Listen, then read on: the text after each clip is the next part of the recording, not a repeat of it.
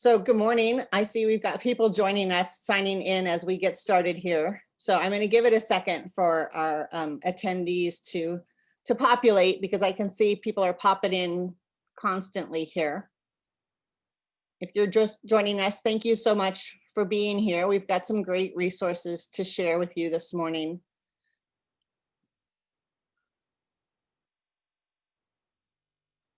I'm Barbara Bynum. I'm the mayor of Montrose, and I am really honored to be able to introduce Bonnie Watson with the Telluride Foundation. Bonnie, I heard her speak at a different meeting where she was able to provide a number of resources for the Southwest region of Colorado, for businesses and for nonprofits. And I asked if she would join us for our Montrose business update this morning and really focus on the resources that are available to our local businesses and nonprofits here. There are so many available loans and grants and programs out there that I think it can be really overwhelming. And she's got a great list and is going to be able in the next 25 or so minutes to give us that list and then take some questions. So I will turn it over to Bonnie Watson. She is with the Telluride Venture Fund and the Telluride Regional Loan Fund, and became really an expert on COVID resources starting in about March of this year. So good morning, Bonnie, and thanks for joining us. Thanks so much, Barbara. Good to be here this morning. Yeah, I gave this presentation at an Economic Recovery Council here, and since March, we've been doing lots of presentations and really bringing in all the small business resources and getting to know them. And it's just, I think, helped our small business community better navigate the pandemic. But it is, like Barbara said, completely overwhelming at times. There are so many resources coming online, and there may not be ones that you are aware of. So I'm going to go ahead and screen share here real quick. Okay, awesome. So I'm going to talk about some for-profit resources, some nonprofit resources. You'll notice a lot of these resources are for nonprofit and for-profit businesses. So that's always good news. Something that you're probably very well aware of, and I think I see Region 10 on the call here, but Region 10 does have their business loan fund. And so you can apply for between $5,000 and $250,000 with variable terms, usually up to 10 years. And the money is really supposed to be used for working capital for your business. And so it's really about creating jobs, retaining jobs, and growing our regional economy. And you'll find that mission in a lot of the loan funds that I'm going to talk about today. It's about, not just sustaining your business operations, but continuing to bring jobs into the area and continuing to grow our regionalism here. So Dan Cinto is fantastic. I work with Dan Cinto quite often, who runs that loan fund. So it's always a great resource. I'm sure you probably know about that one. And I'm sure you probably know about the Montrose County Relief Grant. So this is a $20,000 grant for small businesses. You do have to provide that you've had some kind of economic hardship, much like many of the grants that we have out there today. So you do have to compare previous year historicals to this year historicals to be able to prove that loss or increased expense due to COVID expenses. So you do have less than fewer than 25 employees and less than $1.5 million in gross revenue. And I believe the applications are still open as of, I think, Monday when I checked. They're still open. I could be incorrect there, but it's first come, first serve until Tuesday, December 15th. So some resources that you may not be aware of or maybe have kind of heard something about. I operate the Telluride Regional Loan Fund, and when the pandemic happened, we decided to allocate $250,000 of our loan fund to essentially help small businesses that were directly impacted by COVID. And, its name says Telluride Regional, but really this loan fund is for Dolores, Montrose, Ouray, San Juan, and San Miguel County. So you can be headquartered or located in one of those counties. And so we took that $250,000 and we said, businesses need help consolidating debt. That's a big problem right now. Maybe they need operating working capital. Maybe they need to cover COVID expenses. And so you can apply for between $5,000 and $10,000. It's at 3%. And it's a 7-year amortization. So we really made that amortization very, long. So the payment's around $130 roughly if you're on the high end. So it's a very, very attainable payment, and it definitely seemed to help quite a few businesses here in the region. We do still have money available in that fund. So if you are needing some kind of emergency funding, I highly encourage you to apply. It's a very simple application. It's a quick turnaround time. You're more than welcome to email me directly if you would like to apply for that, or you can click the application link here in the PowerPoint, which I think we'll be sharing with you after this. And just so you know, everything that I'm talking about here today has all been linked into this presentation. So everything is accessible through this presentation. So, you know, you don't have to worry about that. And then also on the emergency loan fund, we've also designed a 180-day deferral, payment deferral period, so a 6-month deferral. And this again is just kind of helping you get back on your feet so you're not having to worry about a loan payment as you're kind of navigating what the pandemic looks like here for your business. So it's a really great tool. I'm always happy to answer questions there. So we also have the regular Telluride Regional Loan Fund, which is somewhat like Region 10's loan funds. And so this loan fund was stood up back in July of 2019. And we created this loan fund because we realized that there was a really unique niche of businesses in the market that were, you know, maybe not being attained to like other groups of businesses. And that group of business is generally a startup. So I just started my business today and I'm not quite 5 years old. And we're really targeting that group of people because you're not commercially bankable at that point. A lot of commercial banks won't look at businesses that don't have 3 or more years of historicals or a really strong track record.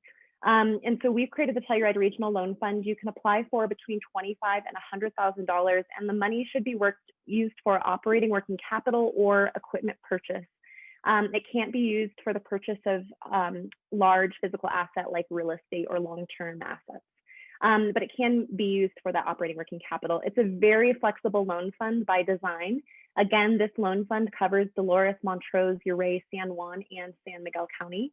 And we've made this very flexible because we understand the challenges that startups and our entrepreneurs face, especially in a pandemic world. And so you can apply for that, like I said, between 25 and 100. It is prime plus 2. So generally that interest rate fluxes in between that 5% range. But again, everything we do with the loan fund is very flexible for a purpose. The repayment is flexible. There's not a standard repayment on the loan fund. So it's really just a conversation on identifying what works best for your business. There is not an online application, but you can go ahead and just email me directly and we can set up a phone call if that's something that you think is suiting for your business. So I know that debt is not a hot button thing for businesses right now. Everybody's asking about grants for good reason.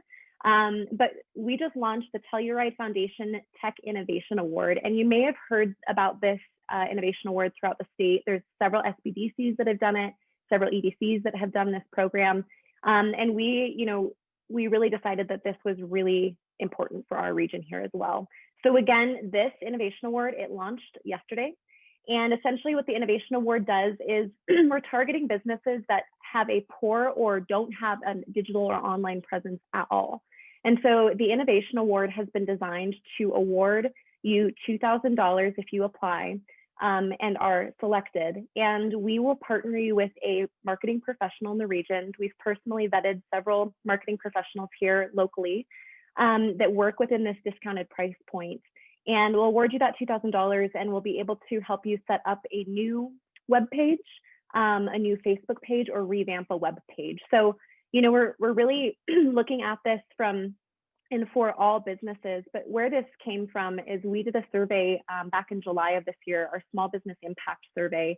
And we discovered that of the 200 respondents on that survey, that 75% of them did not have a virtual presence at all. No Instagram, Facebook, website, nothing. And that's a huge problem when we're becoming even more virtually reliant in our world right now, especially in a pandemic world. And so we're really hoping with this award that we will be able to get those, you know, restaurants that maybe need a delivery service or a main street shop, you know, a clothing retailer that doesn't have a good e-commerce presence, That's really what we're hoping to target with this. So the program is open until December 9th, and it will close, the application will close at 5 p.m. on December 9th. So that's next Wednesday. So you can click here to learn more about the program and actually see the service offerings and some of the pricing in there and just kind of better understand how we're scoring these businesses. And you can also apply there as well. Again, you're more than welcome to reach out to me if you have any questions at all about that program. Energize Colorado has been a big name since the pandemic. for good reason. I've been heavily involved with Energize Colorado, leading our rural segment. And so I get to have a lot of discussions like we're having today, with, the mayor and different small business owners and whatnot. And we've really been able to identify what we call gaps in the ecosystem. And that's what Energize Colorado has been designed for, is to identify the gaps where we're not providing services to small business and nonprofits. So Energize Colorado, I'm sure everybody's heard about the GAP Fund. I get a lot of questions on that still. We just went through the second tranche or second round of funding. The pool was fully allocated at that time. And at this time, we don't have any additional funding for the GAP Fund, but they are working on raising more funding. So we'll definitely keep you up to date on all of that. If you have any questions about your application status, you need to go log into your portal to make sure that they haven't sent you an email to update you on what the status of that application is. Energize Colorado also supplies PPE to small businesses. So they have everything from gowns, gloves, masks, thermometers. I mean, you name it, they've got it out there. And it's they worked very hard to source that from some of our providers here in Colorado. I literally just bought a thermometer for our co-working space the other day. It was a great resource. It was affordable. So it's for nonprofit and for businesses and for health organizations too. So if you're struggling to get PPE, excuse me, I definitely recommend that you go to Energize Colorado. Energize Colorado also set up a fantastic mentorship network for small business and for nonprofits. And really what they're trying to do there is pair you with a mentor for whatever kind of challenges you're facing, whatever kind of industry you're in. They have likely the right mentor to pair with you. So again, that's a free service for profit and nonprofit. And something else we're not talking about, but we really should be talking about is mental health services right now. Mental health problems are skyrocketing throughout the pandemic for a variety of reasons, and they're especially bad in rural Colorado and all rural places. But we hear about it a lot here. Energize Colorado has worked diligently to provide free mental health services for Coloradans. This is a really great service. It's free to low cost, and they'll partner you with a counselor. It's completely confidential. And I really push this resource because it is a huge problem right now. So I highly encourage you, if you or somebody you know is having a hard time, send them to this resource. We also, there's plenty of mental health resources. If you have any questions at all, please reach out. We're certainly happy to direct you to the right person. You can see all of these resources on energizecolorado.com, and there's even more out there with Energize Colorado. So I really encourage you to go out there and check that out. One thing I forgot to mention here about the Tech Innovation Award, this is for-profit and for nonprofit businesses. So if you're a nonprofit needing a website or Facebook revamp or something like that, or a build, you can certainly apply to this program. So I don't know if I failed to mention that. And then, oops, sorry about that. Let me turn this off. So then the other question I get quite often is what kind of legal sources are out there for my business? So COVID Colorado 19 legal relief was created back in March. And essentially it is lawyers working pro bono to provide free legal advice to Coloradans. So this is a service for-profit, nonprofit, and individuals seeking legal advice as well. And so it has to do with anything about small business and any kind of advice around COVID or any kind of issues related to that. And so you can submit an application while they'll partner you with a pro bono lawyer or attorney. And then you can also, there's a link in there if you're a nonprofit or individual seeking legal advice. There's a link in there that you can also apply for as well. So it's coloradocovidrelief.org. It's a great resource. I sent a lot of people there. I know that legal advice is very expensive during this time, and all sorts of legal issues are popping up during the pandemic. So it's an awesome, awesome resource. And last but not least, OEDIT has done maybe one of the best jobs I've ever seen in a comprehensive list of alternative funding resources for small business. And this is a list that I send to nearly every small business that I talk to. OEDIT basically has put together a list of alternative funding sources. And what that means is your non-traditional funding sources. It's a spreadsheet that they continually update as resources come online and offline, but it is a sheet that has information about credit cards, lines of credit, grant programs across the state of Colorado, deferment programs if you have a loan with a certain institution. And it's really quite a clever sheet. You can search by the fund type. So maybe you're looking for a grant. You can search by the fund type. You can search by your county location, which is very helpful very often. You can search by the industry in which you are in. And then you can also read the entire program detail and link directly to the program. It's a monster. It's about 260 resources deep, but it is one of the best resources I think that we have out there. They have worked so hard on this alternative funding list. They have searched the entire and scoured the entire state of Colorado and put it all in one convenient place. It's a tough one to search through. If you have any questions, let me know. I've become very familiar with the sheet, but I'm definitely happy to send that to you. But the link is also in here as well. So Barbara, that's all the resources that I have. I know that's a lot, so I'm certainly happy to answer questions if anybody has them at this time. Great, thank you so much. I dropped links in the chat for each of those as we went along so that anyone watching the recording will have really easy access to this. And then I think we also, the City of Montrose, can make, in addition to the recording, just the PDFs available for people who just want to flip through it without watching a video, so to speak. But that being said, what kinds of questions do our attendees have today? If you want to go ahead and drop something in the Q&A, or if you want to raise your hand, I can invite you to ask Bonnie your question. I see we've got retail, small business, we've got some nonprofits represented. I have a question about the tech award for websites. If a business recently launched a website for their retail store, can they apply for that for help with kind of taking it to the next level? Or if they already have any kind of a website, is it too late to help with that grant? No, it's not too late at all if they already have a website built. If you go and look at the matrix scoring system that we use in that application, it'll kind of help you better understand where we're giving the most weight in the application. There will be priority given to businesses that don't have any kind of presence. But if there, is an overhaul that is needed on a web page or, some kind of revamp, we definitely will take a look at that. So I don't want to discourage anybody from that. That's what the program's for.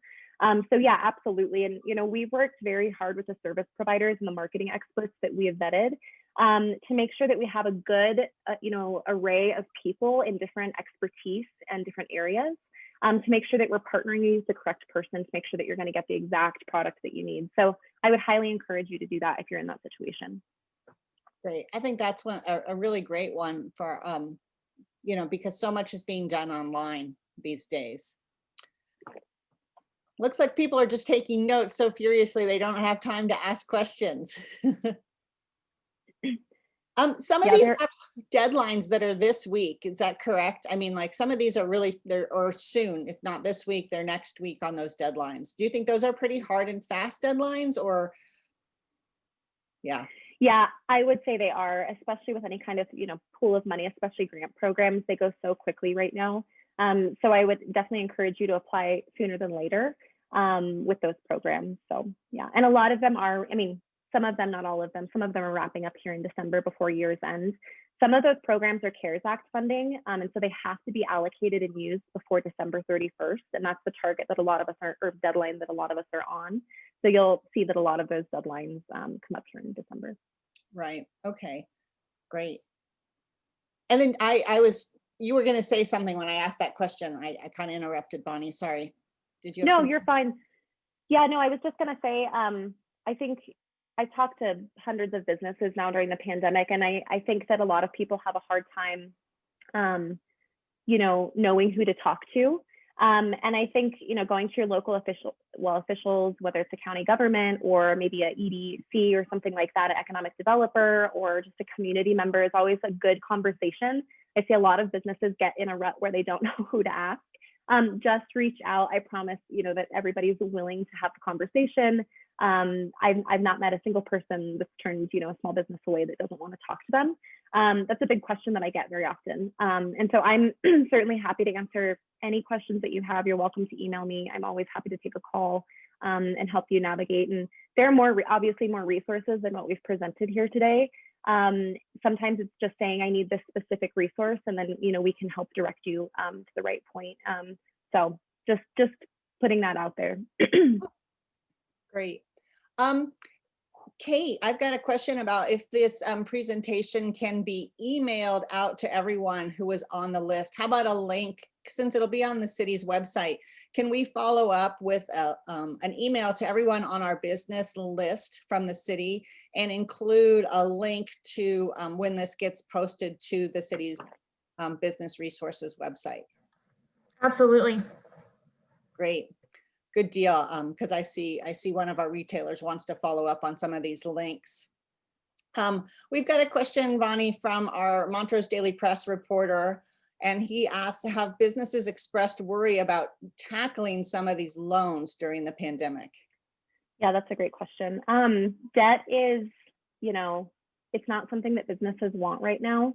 And for understandable reasons, businesses are trying to lower overhead, not increase their overhead.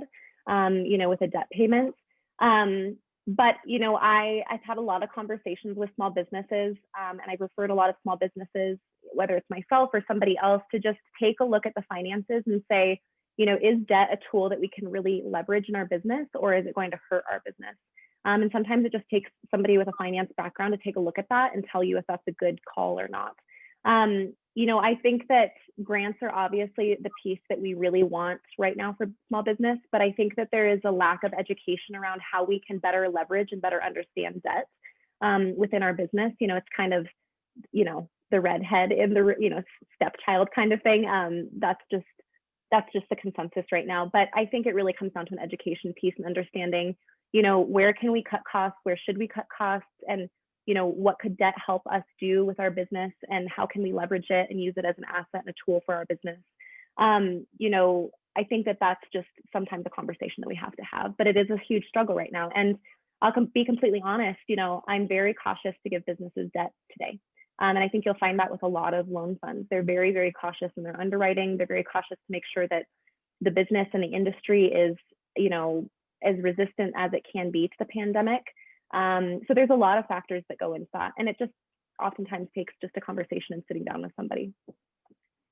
That kind of reminds me about PPP loans that businesses might have gotten early on in the pandemic. And it's my understanding that that loan forgiveness application is currently going on right now.